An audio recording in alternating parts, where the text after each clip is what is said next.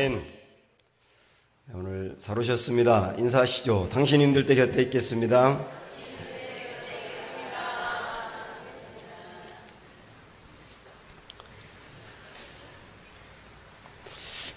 우리가 그동안에 이제 한 주 동안 보았습니다만은 기드온은 사삭감이 아니었다.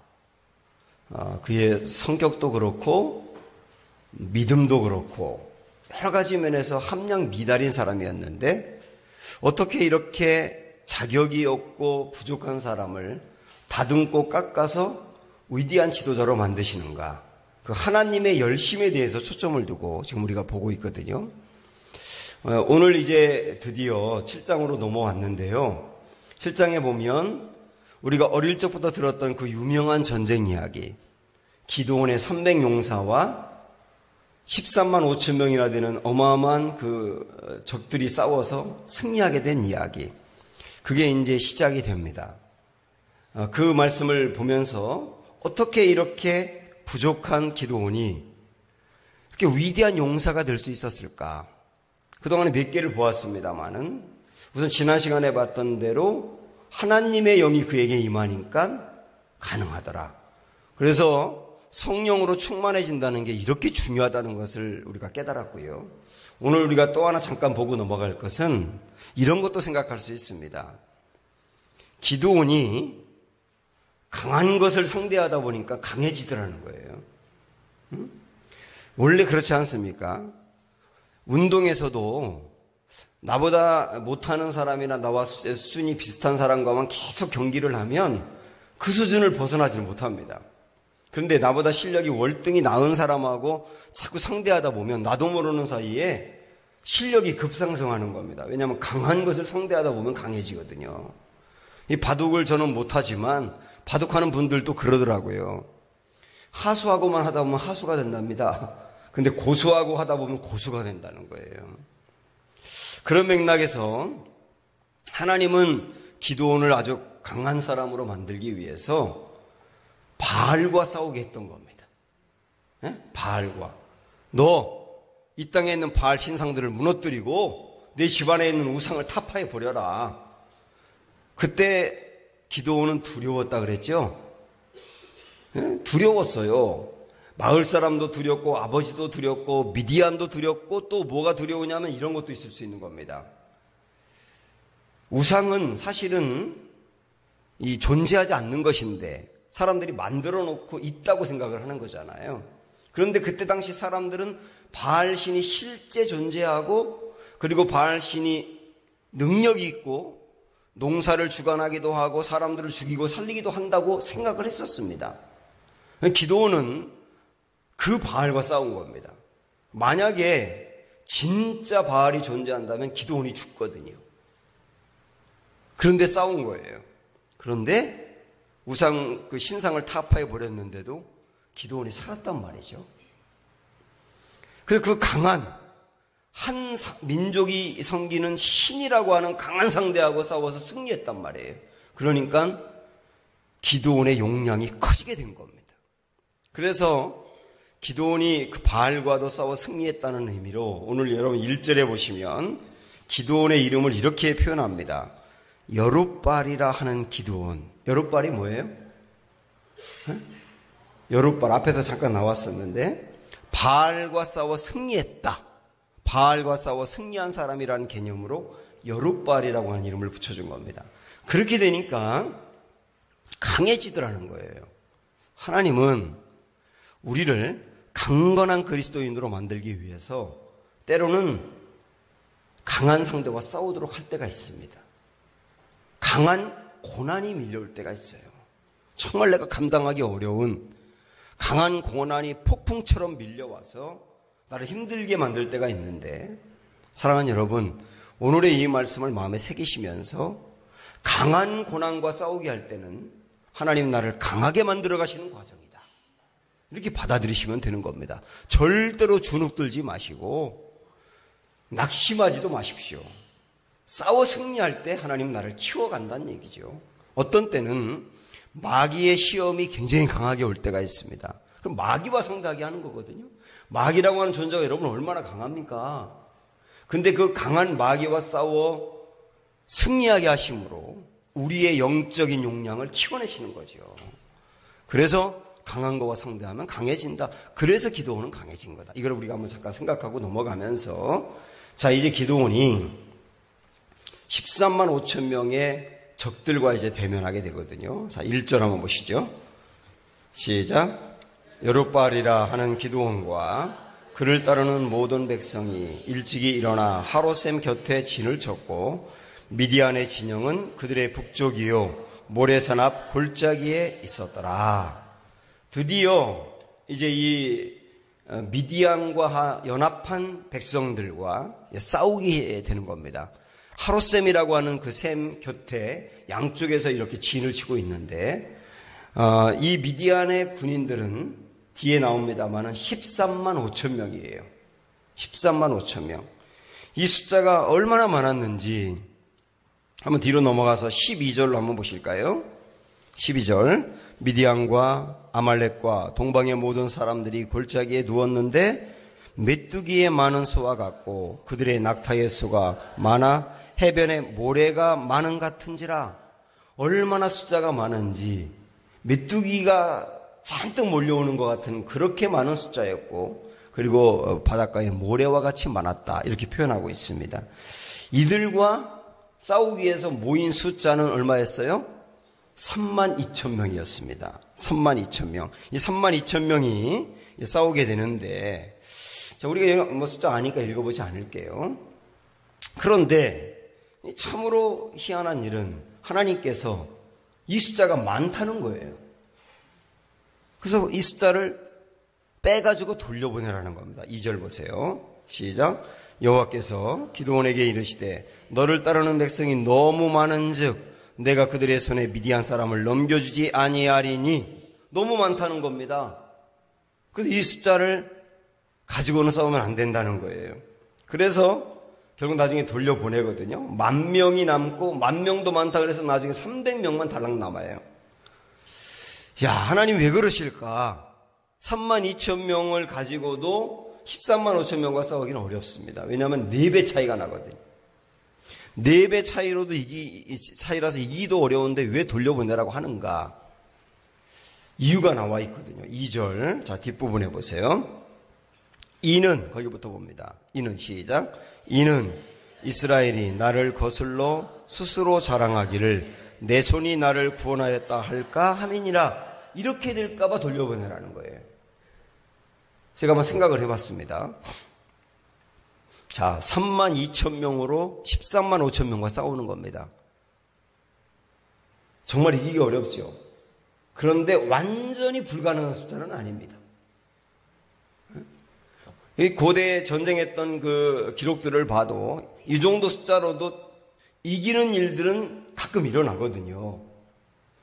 병법이 좋다거나 아니면 정말 목숨을 걸고 싸운다거나 운이 좋다거나, 예를 들어서 갑자기 뭐 비가 내려서 뭐 적들이 꼼짝 못하게 됐다든지 뭐 이런 상황이 되면 이길 수 있는 가능성은 있는 거예요.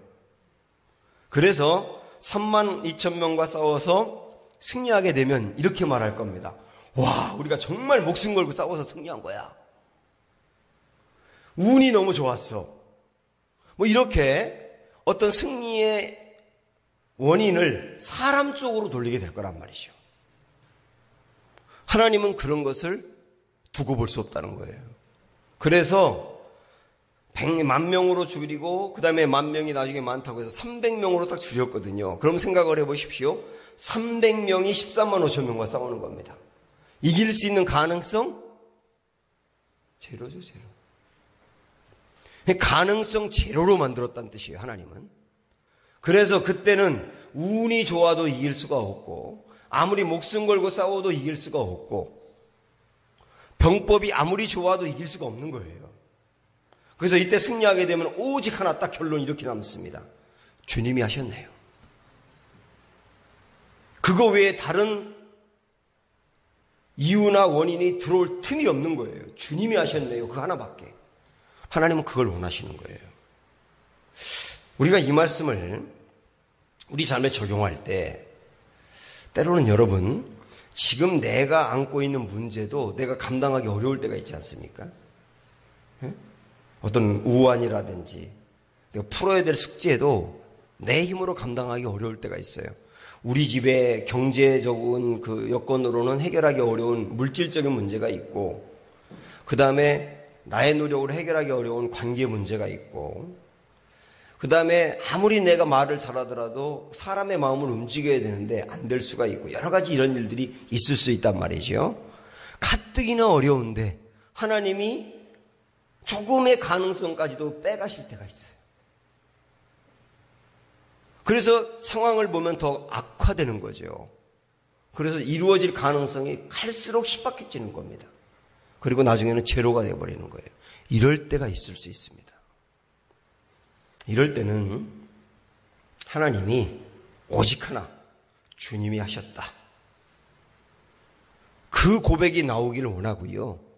주님이 하셨다고 할 수밖에 없는 일들을 이루시고자 하는 주님의 뜻이 있는 거예요. 그래서 혹시나 지금 가뜩이나 어려운데 가능성이 줄어들고 있다, 내 상황이 말이죠. 그럴 때는 저는 오늘 이 말씀이 생각나기를 원합니다. 주님이 하시겠다는 거예요. 어떻게 하실지 보라는 거예요.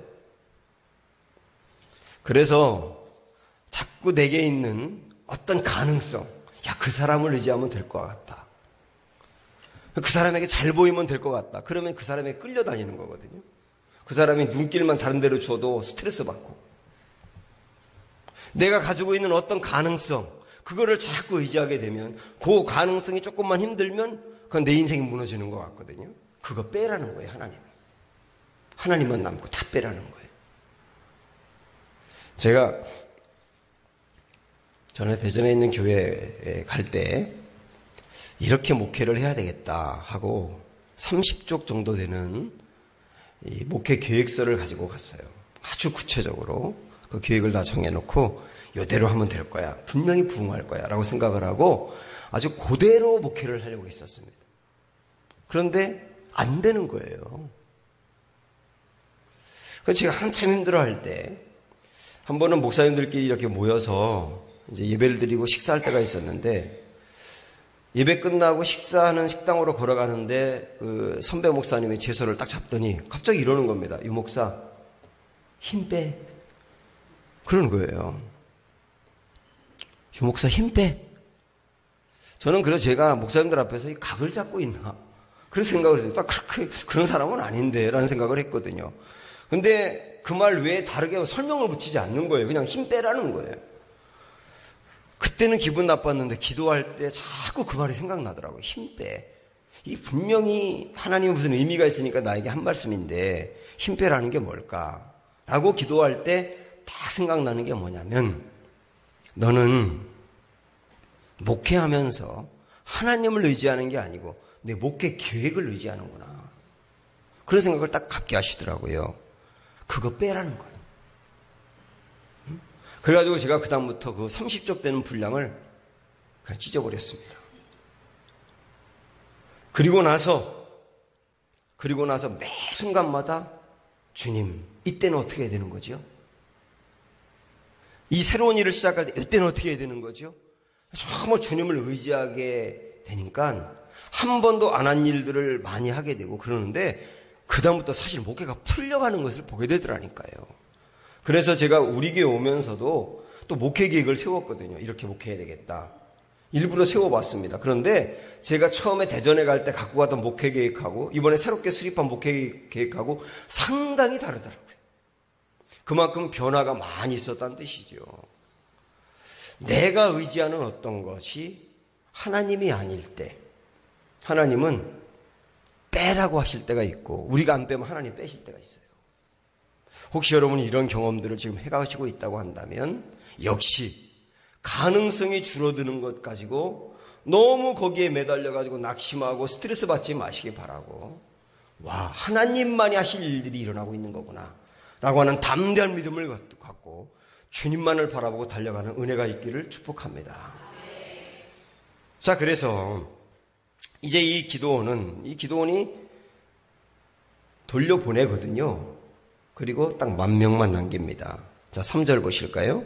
시작. 이제 너는 백성의 귀에 외쳐 이르기를 누구든지 두려워 떠는 자는 길르앗산을 떠나 돌아가라 하라 하시니 이에 돌아간 백성이 22,000명이요 남은 자가 10,000명이었더라. 22,000명이 돌아가고 10,000명만 남았다는 겁니다. 나중에는 이 10,000명에서 300명으로 줄어들게 되는데, 자, 여기서 3절 끝에 있는 남은 자라고 하는 말이 참 마음에 다가오네요. 남은 자. 성경에 보면은 남은 자에 대해서 굉장히 중요하게 부각합니다. 하나님은 시대마다 깨어있고 어떤 상황이든 하나님만 바라보고 그리고 믿음 갖고 나아가는 소수, 이들이 남은 자거든요. 그러니까 상황의 흐름에 좌우된다거나 상황이 힘들다고 포기한다거나 이러는 사람이 아니라 올곧게 하나님만 바라보고 심지가 곧게 달려가는 사람, 소수, 그 사람들을 남은 자라고 하는데 그 사람들을 통하여서 충분히 일하세요. 노아 시대 때는 모두 다 죄에 무너졌을 때 하나님을 경외하는 한 사람 노아, 그 한 사람을 통하여 새로운 역사를 이루시잖아요.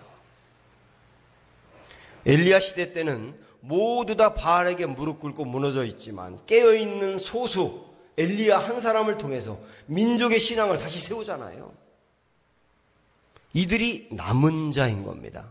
여러분 이사야 말씀으로 잠깐 가보실까요? 이사야서 6장으로 한번 가보세요.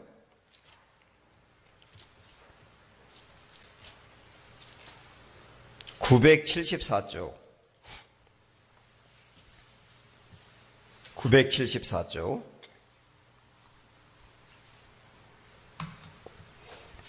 이사야 6장 13절 말씀. 자, 시작. 그 중에 10분의 1이 아직 남아있을지라도 이것도 황폐하게 될 것이나 밤나무와 상수리나무가 폐임을 당하여도 그 구루터기는 남아있는 것 같이 거룩한 씨가 이 땅의 구루터기니라. 여러분 이게 무슨 말씀이냐면 이사야가 활동하던 이 시대에 사람들이 다 죄에 무너졌다는 거예요. 그런데 죄에 무너지지 않은 10분의 10분의 1만 있다고 한다면 결국 무슨 말씀이냐면 그 10분의 1이 구루터기가 될 것이다. 구루터기가 뭡니까? 나무를 베고 난 다음에 그 밑동이 구루터기 아닙니까? 근데 나무를 베고 난 다음에 거기서 다시 싹이 올라오죠? 나무가 올라오죠?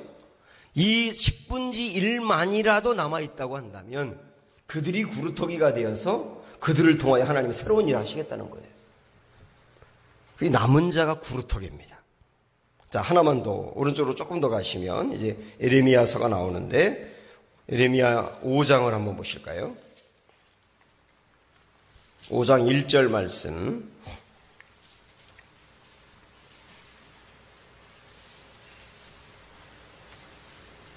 (1056쪽에) 있습니다. 에레미야 5장 1절. 자, 읽습니다. 시작. 너희는 예루살렘 거리로 빨리 다니며 그 넓은 거리에서 찾아보고 알라. 너희가 만일 정의를 행하며 진리를 구하는 자를 한 사람이라도 찾으면 내가 이 성읍을 용서하리라. 다 죄에 무너져 있어도 정의를 행하고 진리를 구하는 사람이 한 명이라도 있다면 이가 누구예요? 남은 자. 남은 자가 한 사람이라도 있다면 그 한 사람을 통하여 하나님은 성읍을 용서한다. 여러분 이런 말씀들은 성경에 얼마나 많이 나오는지 모릅니다. 오늘 이 시대에도 하나님은 남은 자를 찾고 계세요. 수많은 교회 중에서도 남은 교회를 찾고 있고 수많은 성도 중에서도 남은 자를 찾고 있습니다. 사랑하는 여러분, 오늘 이 새벽에 내가 부족하지만 그러나 이 시대의 남은 자가 되기로 마음에 소망하시기를 축원합니다. 주여, 따라하세요. 주여, 내가 구루터기가 되기 원합니다. 주여, 내가 남은 자가 되기 원합니다. 그래서 여러분을 통하여서 하나님의 역사는 새롭게 일어나며 하나님이 하실 위대한 일들이 펼쳐지는 역사가 있기를 주님의 이름으로 축원합니다. 함께 찬양하시죠. 아, 하나님의 은혜로